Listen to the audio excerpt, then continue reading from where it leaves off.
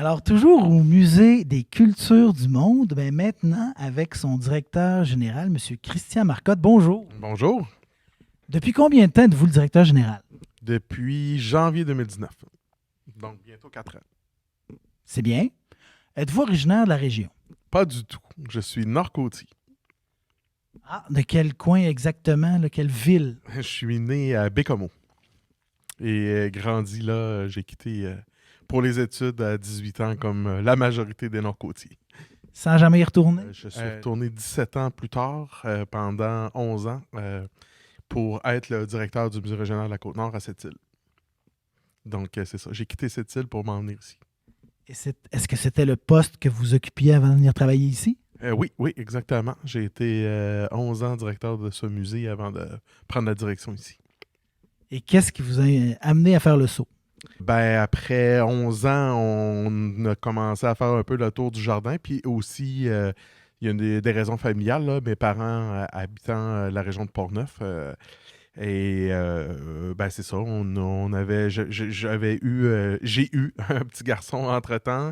Donc, on a décidé de se rapprocher de la famille, là. Puis ça a été l'occasion de le faire. Puis on s'adapte bien? Oui, on s'adapte bien. c'est, c'est, c'est différent, c'est sûr, mais oui, l'adaptation se passe très bien. Quelle était votre connaissance du musée ici à Nicolette quand vous étiez ailleurs, là? En fait, moi, avant d'être directeur de musée, j'ai travaillé beaucoup en recherche et comme auxiliaire de recherche puis auxiliaire d'enseignement à l'Université Laval, en muséologie. Et puis, quand j'ai commencé à travailler, on était dans le milieu des années 90. Ça faisait 4 ans que le bâtiment ici était ouvert. Donc, le musée était un peu dans l'actualité. Je le connaissais là, de sa, disons, de nom. Et il y avait des travaux, des étudiants pendant quelques années qui ont travaillé sur ce musée. Donc, c'est un peu comme ça que je le connaissais. J'étais venu le visiter une fois. Et puis, sinon, ben, c'est ça, de réputation, de par ses expos qui étaient quand même connus, mais sans plus. Est-ce que c'était un milieu de stage où les élèves, il y a des étudiants qui faisaient dans les niveaux avancés, là, des mémoires ou des thèses? Non, en fait, c'était dans le cadre du cours d'introduction à la muséologie qui est donné au premier cycle. Les étudiants devaient monter des exemples de musées ou des projets d'exposition. Donc, dans ce cas-ci, c'est des gens qui avaient en fait proposé des projets d'expo qui auraient pu être présentés ici. C'était complètement hypothétique, mais il fallait quand même qu'ils s'informent sur la structure du musée. Donc, souvent, ils venaient faire un tour ici, poser des questions. C'est quoi la terre, les collections, etc., etc. Puis ils faisaient leur projet à partir de ça. Là, on est passé, et d'ailleurs, c'est absent pour des raisons que peut-être vous pourrez m'expliquer, mais du site Internet, on est passé du musée des religions au musée des religions du monde, au musée des cultures du monde. Donc, depuis que vous êtes ici, ben, en fait, lors de votre arrivée, c'était déjà le musée des cultures du monde? Non, moi, je suis rentré en poste au Musée des religions et c'est pas moi qui a fait toute la démarche, mais c'est moi qui a opéré le changement de nom. Donc, je suis arrivé en janvier, puis on a changé de nom lors de la GA en juin 2019. Donc, c'était Musée des religions et on est devenu Musée des cultures. Et ça suppose là, un mandat autrement plus large, là, parce que, bon, c'est sûr que la religion, les croyances, c'est un aspect de la culture humaine, mais quand on parle de la culture en général, là, on tombe dans les habitudes de vie, on tombe ça devient encore plus large. Oui, exactement. En fait, l'idée qui sous-tend tout ça, c'est de dire comment on peut changer l'appellation. Ben, comme l'expression québécoise consacrée le dit si bien, c'est comment changer l'eau du bain sans jeter le bébé avec. Donc, c'était comment changer l'appellation puis élargir la mission, parce que c'était quand même assez restrictif, sans renier son passé. Fait que, voyons, en changeant pour culture, ben justement, on peut conserver le volet religion, qui est quand même la base de notre collection, et continuer à traiter de la région à travers les différentes cultures et aussi des autres traits culturels de ces différentes nationalités et cultures là, mondiales. Parce qu'on s'entend que la religion au Québec a pris une très grande place jusqu'au moins dans les années 60. À certains endroits ailleurs dans le monde, la religion, c'est vraiment central dans l'expérience de vie d'un être humain. Bon, maintenant ici au Québec, on a un peu tourné le dos à ça, mais là, on accueille plein de monde. Puis il y a cet aspect-là du vivre ensemble, puis d'apprendre à se connaître, puis justement à trouver une façon de cohabiter, là. Donc ça, c'est intéressant dans votre mission. Oui, exactement, parce que la mission du musée de religion, c'était de faire connaître les plus grandes religions pour voyons, atténuer les différences et avoir un meilleur vivre ensemble. Donc, on garde le même principe, mais en l'élargissant aux cultures. Et là, les cultures, on dit culture du monde, mais c'est quand même vaste, là. On en a des centaines, et pas dire des milliers. Donc là, on essaie de, avec le temps, il faut dire quand on a changé de nom, la pandémie est arrivée, ça a été difficile d'incarner le changement, là. Mais on a quand même réfléchi pendant ce temps-là et de dire, en fait, d'essayer de traiter des différentes cultures qui forment le Québec actuel. Donc, on a des cultures de base, là, qui soient amérindiennes, françaises, anglaises et toute l'immigration récente. Donc, on est une espèce de melting pot et puis on vit, c'est ça, on vit ensemble. Et c'est d'essayer d'explorer ces différentes cultures-là, justement encore là pour avoir un mieux vivre ensemble. Donc là, c'est sûr, on peut traiter le respect religieux, mais toutes les autres cultures.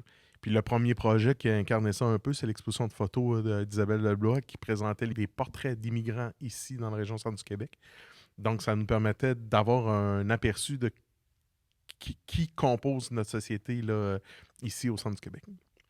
Et ben, sur une autre échelle, ce qu'on retrouve dans l'exposition sur le 350e, là, le panneau avec les noms de famille, ben, c'est un peu ça aussi. On fait un peu la nomenclature là, bon, des gens qui sont venus à composer notre population, donc les Autochtones, l'immigration française, l'immigration anglaise, après ça, bon, ben, portugaise, name it, là, des Suisses allemands, tout ça. Fait qu'on retrouve un peu de tout ça. Oui, exactement. C'était un peu, j'allais dire, c'est notre clin d'œil de culture du monde de faire de composer cette espèce d'arbre généalogique-là de la ville de Nicolette. Oui, effectivement. J'imagine aussi que dans le changement de nom, puis peut-être même dans l'absence, même dans l'historique du site Internet, de mention de musée des religions, il y a peut-être un aspect politique. On sait que, bon, les institutions culturelles et muséales sont, disons, un peu à la merci des bailleurs de fonds publics. Et là, ben, au Québec, il y a eu toute une démarche, une réflexion sur la laïcité, la loi 21, tout le remous, les remous que ça a causé là, dans la société. Fait que, y a-t-il un aspect politique là, à ce changement-là? Ben, oui et non. C'est-à-dire que ça n'a pas été une obligation politique ni vraiment, je dirais, une recommandation. C'est que, bien sûr, le mot religion, aujourd'hui, dans la société québécoise, fait peur.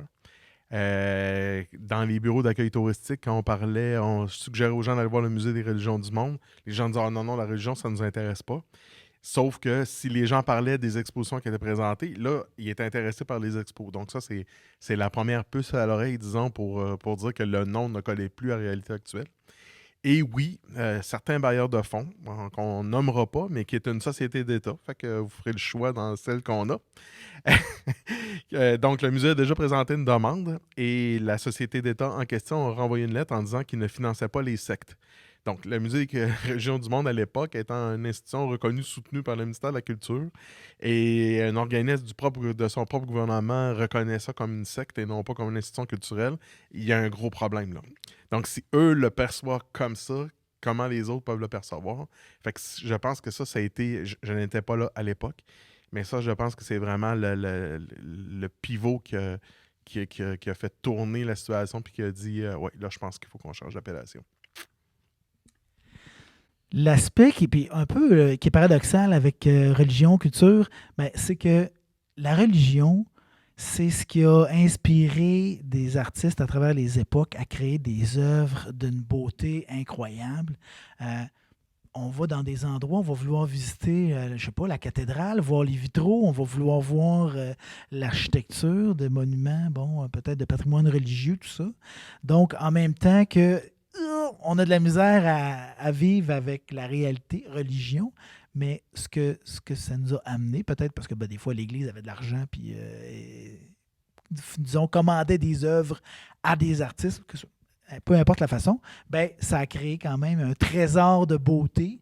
Fait que c'est sûr que les gens arrivent ici, voient des mandalas, toute la couleur, toute la symétrie, toute la beauté de ça.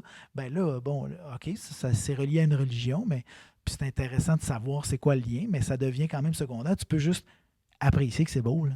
Effectivement, je veux dire, l'Église, ben, dans ce cas-ci, au Québec, on parle surtout de la religion catholique. Il y a quand même eu une création de richesse, de beauté, etc. Ça fait partie un peu du problème. Les gens à l'époque, ils donnaient quand même 10% de leurs avoirs pour l'Église et l'Église en a fait des monuments extraordinaires. Mais bon, est-ce que c'était à bon escient par rapport au travail que les gens faisaient? Je pense que oui, c'est paradoxal, mais je sais pas, je peux pas me placer dans la peau de tout le monde, mais euh, je pense que c'est l'abus et l'abus des hommes qui composent la religion qui a été rejetée, non pas les principes universels. Là. Fait que oui, ça crée plein de paradoxes avec une admiration de l'architecture et de l'art, tout un rejet de l'institution. Donc, non, c'est pas simple. C'est pas simple. Et là, on est à une époque où, justement, les églises étant désertes, tout ça, les frais que ça occasionne, bon, ben, là, il y a une passation aussi des pouvoirs au niveau, ben, juste la propriété. Il y a des communautés qui s'en emparent. Ils vont faire qu'avec ça, je sais pas moi, un centre culturel. Mais des fois, de la propriété privée. C'est des gens qui, bon, des fois, ou même, c'est jeté à terre, carrément. Donc là, c'est une époque où, puis on en parlait avec le gestionnaire des collections, il y a des collectionneurs qui, là, bon, ben, sont en fin de vie. Alors là, les collections doivent passer à quelqu'un d'autre. Les églises, même chose. C'est un patrimoine riche. Est-ce qu'il va disparaître complètement? Est-ce que vous allez hériter de tout ça? Puis les gens qui veulent avoir accès à ça, parce qu'avant, on allait à l'église le dimanche, puis on les voyait, les vitraux, on les voyait, les statues. Hein. Alors là, si nos églises disparaissent, ben ça sera ici, Musée des cultures du monde. Ben, ça sera ici en partie. On ne peut pas conserver tout le patrimoine religieux du Québec. Là. C'est impossible, c'est physiquement impossible. Et puis, on n'a pas les moyens ni la possibilité de faire ça. Ben oui, on sera un lieu de dépôt de cette mémoire-là. Et puis, les gens, c'est sûr que c'est pas accessible comme rentrer dans une église, là. Bien sûr, ça sera au gré des expositions, des projets qu'on présentera du patrimoine religieux. Mais oui, encore là, c'est un autre paradoxe. Les gens ont rejeté tout ça, mais se disent, ben non, ça n'a pas de bon sens, il faut qu'on le conserve aussi. Donc, on vient d'en rajouter un dans la liste. Et là, bon, il y a, et j'en discutais encore une fois avec votre gestionnaire des collections, il y a un enjeu d'espace parce que vous le dites vous-même, on ne pourra pas tout accueillir. Donc, ben, c'est ça, l'espace n'est pas infini. On est dans une grande salle ici qui sert à faire, bon, à la location parce que faut des revenus autonomes, il faut pouvoir montrer ça aux bailleurs de fonds si on va chercher des sous par soi-même. Vous accueillez la bibliothèque de l'école voisine de Curie-Brassard pour l'instant. Est-ce que ça, c'est temporaire? Est-ce que ça va être récupéré pour les collections? C'est quoi l'avenir au niveau physique, là? Ben oui, je dirais que c'est du temporaire à long terme. Là. C'est-à-dire que il doit y avoir une nouvelle école qui doit être construite à Nicolette. Donc, tant qu'elle n'est pas construite, là, pour l'instant, la bibliothèque reste là.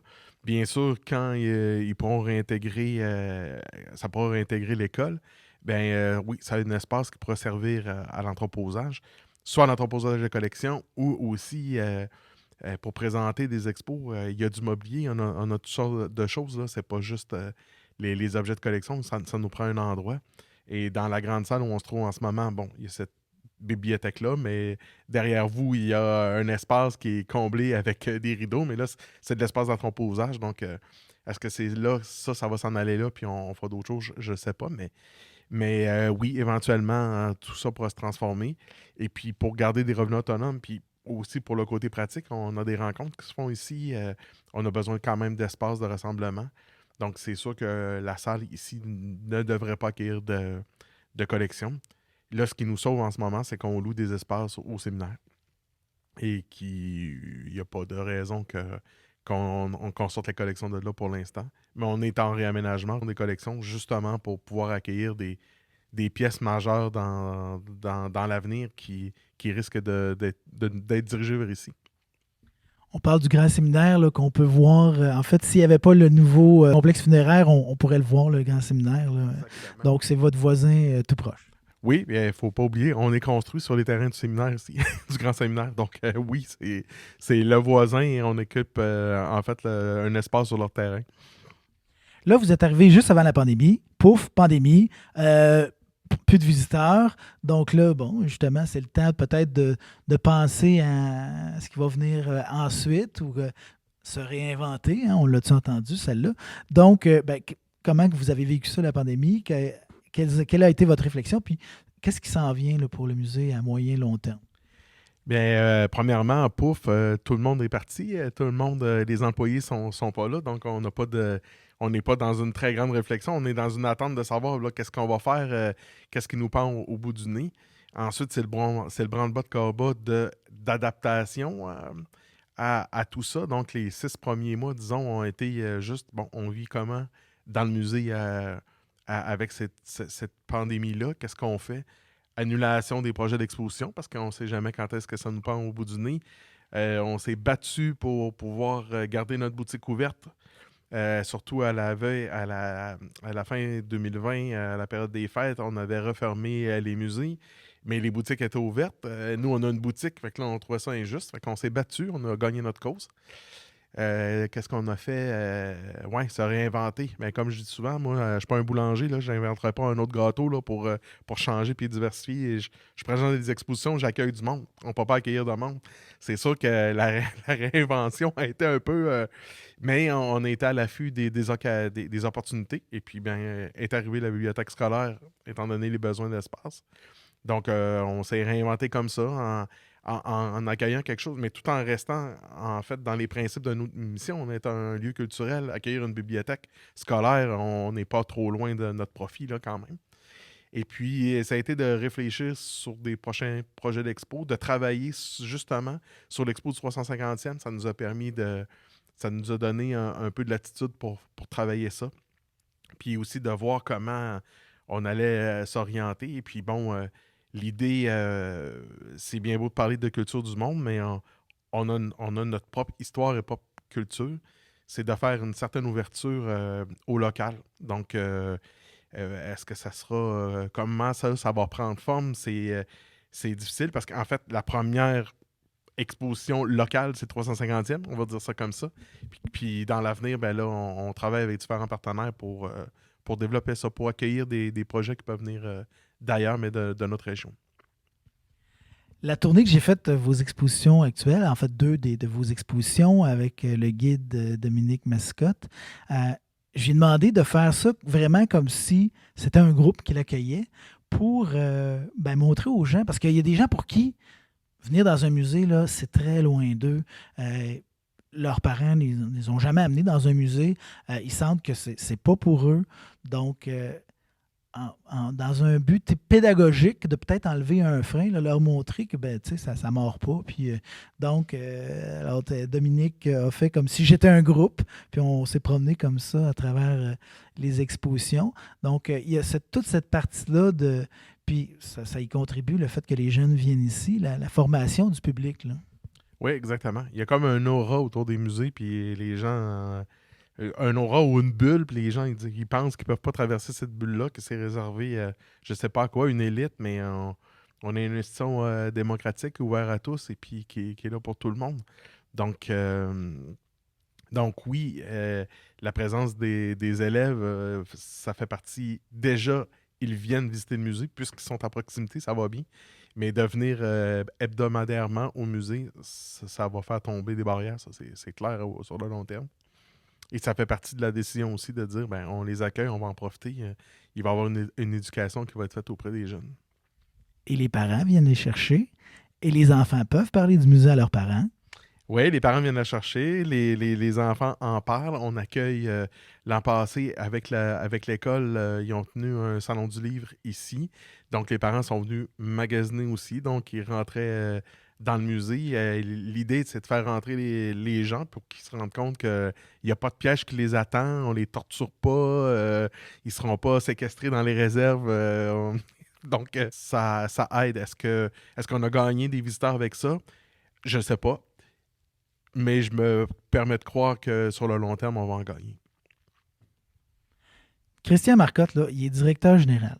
Mais est-ce que ça lui suffit ou c'est le fun aussi d'être sur le terrain, de se mêler un peu à la préparation des expositions? Ah, ben, vous pourrez demander à certains employés, surtout un ancien technicien qui me dit souvent que je suis pas pire pour un directeur. Par exemple, pour le montage des expositions au cœur du musée et 350e, l'hiver dernier, j'ai été beaucoup plus sur le plancher que dans mon bureau. Donc, oui, je me débrouille quand même pas mal en montage d'exposition. Est-ce que c'est un aspect qui manquerait s'il n'y avait pas ça? Juste faire du travail de bureau, justement? Ah oui, c'est sûr que toujours être derrière son ordinateur à remplir des demandes de subventions ou gérer des problèmes, là, c'est sûr que pour moi, c'est important. J'ai toujours participé à la vie du musée, que ce soit pour c'est ça, les montages d'expos ou toute autre chose. Là. Même déneiger les marches, accueillir du public, tout ça fait partie. Quand on est directeur d'une institution comme ici, ça fait partie de la vie. Puis au niveau de la conceptualisation des expositions, est-ce que ça c'est délégué ou vous participez aussi? Ben, ça dépend desquelles expositions. Pour le 350e, puis pour le au cœur du musée, toute l'équipe a participé. On faisait des réunions, puis tous et chacun donnait nos commentaires, nos points de vue. Il y a d'autres expositions qui sont, disons, travaillées aussi avec des gens de l'extérieur. C'est sûr qu'il y a une espèce de critique qui est faite, mais la participation est moins grande. Ça dépend des projets. Donc là, bon, en ce moment, c'est ce qu'il y a ici. Il y a une exposition très intéressante sur un peu les dessous des collections, tout ça. Bon, le 350e, ça, j'espère que plus de gens possibles vont venir participer à ça, là, voir ça. Sinon, les autres, ben, vous regarderez sur Télécœur la visite qu'on en fait. Puis, qu'est-ce qui s'en vient? Est-ce qu'il y a des gros projets en marche? Il y a des gros projets en mars qu'on ne veut pas dévoiler tout de suite, là, qu'on garde secret parce que c'est pas encore tout ficelé. Sinon, ben, il va y avoir un certain renouvellement l'été prochain. Il faut dire que ces expos-là ont demandé 350e cœur du musée quand même un gros investissement en temps, en argent, en tout. Donc, on va les garder quand même un peu plus longtemps. Mais on va accueillir une exposition du Musée canadien de l'histoire sur la suppression des droits civiques pendant les Grandes Guerres. Donc, une exposition un peu réflexive, là, mais qui est fort intéressante avec des très belles photos. Et un contenu quand même sérieux. Là. On parle d'un musée national, donc c'est quand même intéressant. Puis aussi, une exposition encore pour montrer nos collections, parce que justement, on en a des collections puis riches. Et on n'a pas encore de titre, mais ça va être des objets qu'on a acquis dans les dernières années, mais de collections importantes. On a un collectionneur qui nous a donné des pièces d'art religieux venant du Moyen Âge, donc des choses qui sont quand même impressionnantes de qualité. Donc ça, on veut le montrer et faire aussi un hommage, parce que pendant la pandémie, il est décédé. Donc l'expo ne portera pas que sur les objets qu'il nous a donnés, mais ça va être une grosse partie. On parle de M. Claude Paradis. J'ai réussi à soutirer son nom à vos collègues. C'est ça, on parle de M. Paradis. Mais on a reçu d'autres belles pièces là, de sculpteurs québécois et donc un Alfred de la Liberté, pour ne pas le nommer, etc. Donc ça, on va mettre ça en valeur là, pour faire connaître un peu mieux nos collections publiques aussi. Parce que on les présente, mais on les présente toujours pas assez. Pas assez à notre goût, pas assez souvent au goût du public aussi, pas assez au goût des donateurs qui aimeraient que leurs pièces soient toujours en exposition permanente, mais c'est pas le cas. Mais là, on va essayer de donner une place, là, de faire une belle place à ces gens-là. C'est ce qui s'en vient pour l'été et l'automne prochain. Et après ça, ben, c'est un peu ce qui s'en vient, c'est que nous, on a fait une demande de subvention pour rénover le bâtiment. On est en plein dans ce processus-là. Ça prend du temps, mais ça peut arriver vite. Donc, on fait de la planification, mais mais avec un flou artistique, on va dire ça comme ça, parce qu'à tout moment, on peut arrêter pour faire les travaux, puis le musée risque d'être fermé pendant à peu près quelques mois, là, 9 à 10 mois peut-être. Donc, c'est ça. On se construit une programmation tout en se gardant la latitude pour les travaux qui s'en viennent aussi. Est-ce qu'on parle de rénovation mise aux normes ou on parle aussi d'agrandissement? C'est rénovation, mise aux normes, agrandissement par la force des choses, mais pas pour. On ne peut pas agrandir pour avoir vraiment de l'espace, mais c'est des agrandissements fonctionnels, en fait, pour revoir l'entrée du musée dont il y a une volée de marche extérieure. L'hiver, c'est très compliqué.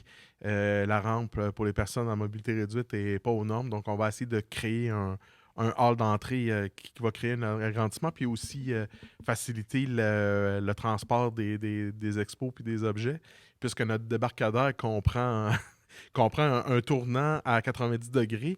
Donc, reculer un 53 pieds, je vous mets au défi. Il y en a certains qui réussissent, mais c'est pas très, très simple. Donc, il va avoir une espèce de tambour d'agrandissement qui va permettre de redresser le chemin puis d'avoir un meilleur accès. Fait que c'est mineur, mais c'est surtout la rénovation puis la mise aux normes. On a des problèmes de revêtement extérieur, problèmes de machines de climatisation au toit qui sont là depuis 91, donc qui sont à la fin de vie. Là. Habituellement, c'est 20 ans, ils ont plus de 30 ans. C'est ça. C'est là qu'on est rendu. Bon, on parle du quai du débarcadère. Est-ce que vous avez des expos, vous, sur la route en ce moment? Oui, on en a deux. En fait, on en a trois qui tournent. Là. On a deux expos de Claude Lafortune. Donc, sa plus récente, qui est l'Arche de Noé, qui est présentement à Saint-Eustache, et la première, Colle-Papier-Ciseaux, qu'on a présentée ici pendant la pandémie, qui s'est promenée partout au Québec. Puis il y a une seule région où l'expo n'était pas allée encore, c'est la Côte-Nord, mon ancien musée. Donc, on l'a envoyée, là, elle est à cette île là, d'octobre jusqu'à la fin janvier. Donc, pour que les gens de la Côte-Nord puissent en profiter, puisque elle s'était jamais rendue là. Et puis, il y en a un autre petit expo qui s'appelle Les femmes et la mystique, qui a été présenté ici en janvier 2022, qui a passé l'été au sanctuaire au Cap-de-la-Madeleine et qui s'en va à Montréal là, pour le mois de mars. C'est une exposition qui traite du mysticisme à travers l'expérience de femmes et dans plusieurs religions. Ça n'est pas que la religion catholique, mais à travers deux ou trois autres religions. C'est sûr que Claude Lafortune, ça a fait un hit, ça, parce que c'était un personnage qui passait à la TV. Fait qu'on l'a tout connu. Hein? Fait que j'imagine que partout au Québec, là, les gens, vraiment, il y avait des souvenirs de rattachés à ça. Ah oui, les commentaires sont extraordinaires. Et puis, je me souviens, moi, l'été 2021, là, quand elle était ici, mon bureau est quand même pas très loin de la porte d'entrée où elle était présentée. Puis les gens ouvraient la porte, on entendait des « wow », des « hein ». Oui, je me souviens. Fait que oui, ça touche vraiment le cœur des Québécois d'un certain âge qui l'ont connu. Puis les plus jeunes, ben, bien sûr, de voir des sculptures comme ça en papier, ça touche tout le monde. Il y en a que ça touche sur la nostalgie, d'autres juste sur le fait que c'est beau et c'est fait en papier. Et on boucle la boucle en revenant à notre paradoxe du début. Religion, l'attirance, la répulsion, ce que c'est versus ce que ça a permis de créer, puis la beauté à travers tout ça. Puis je vous remercie beaucoup, Christian Marcotte, pour cet entretien. Ça me fait plaisir. Alors, c'était François Poisson au Musée des cultures du monde de Nicolet. Venez-y.